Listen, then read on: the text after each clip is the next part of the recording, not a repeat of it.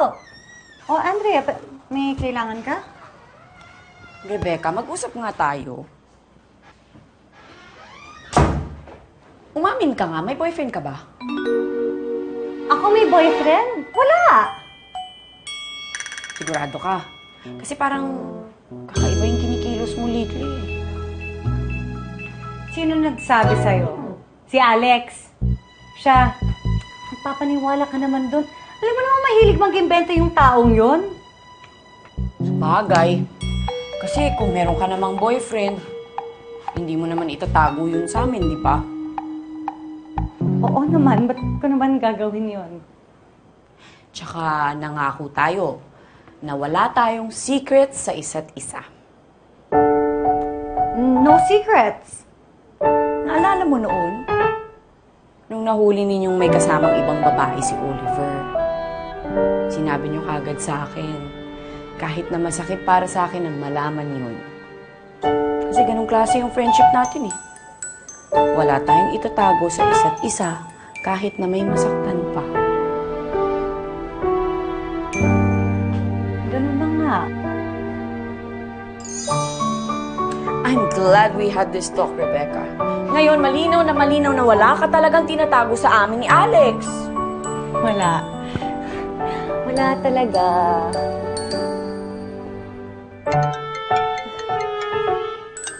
Bakit tumatawag sa'yo si Oliver? Oliver! Bakit nga ba siya tumatawag sa akin? Siguro ikaw yung gusto niyang makausap. Kasi ba't naman niya ako tatawagan, di ba? Kaya siguro tumatawag siya sa akin kasi gusto ko niya makausap. So, kung ako ang gusto niyang makausap, ba't hindi ako ang tawagan niya? Eh, baka hindi ka niya makontak. Busy. Ewan, tanungin natin siya. Oliver! Alam ko kung ba't ka tumatawag sa akin. Gusto mo makausap si Andrea, no? Oh, Rebecca, may problema ba? Hindi ka naman kasi tatawag sa akin, kundi dahil kay Andrea. Kaya, eto na siya. Si Andrea, si Oliver. Rebecca, sandali. Oliver, bakit napatawag ka? Hey, Andrea, gusto lang sana kitang kamustahin kung kamusta ka. Okay lang. Pero, kung ako yung gusto mong tawagan, sana doon ka na lang sa phone ko tumawag para hindi na naabala si Rebecca. Oo nga, Oliver. Sige, next time. Ganun na lang. Labo talaga ni Oliver, no? Check mo nga yung phone mo, baka wala kang signal. Diba? Tumawag si Oliver kay Rebecca?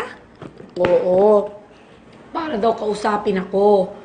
Tapos, nung kinausap ko naman, ang sabi niya, kamusta daw ako? Ang labo, di ba? Alam mo, friendship, napansin ko yung si Rebecca, naging ganyan siya simula nung inutusan mo siyang pumunta kay Oliver. Talaga? Oo. Hindi kaya si Oliver ang lalaki ni Rebecca?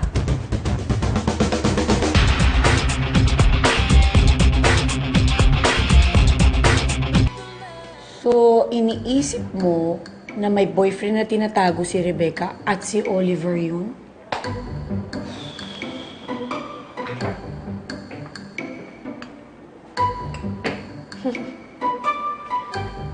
Nakakatawa, no? Oo, tsaka parang napaka-imposible naman yata, no? Ayaw na ayaw kaya ni Rebecca kay Oliver kahit nung boyfriend ko pa siya.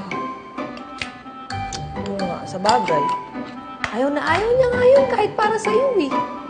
Tsaka hindi naman uso sa atin ang nagririgo doon ng boyfriend.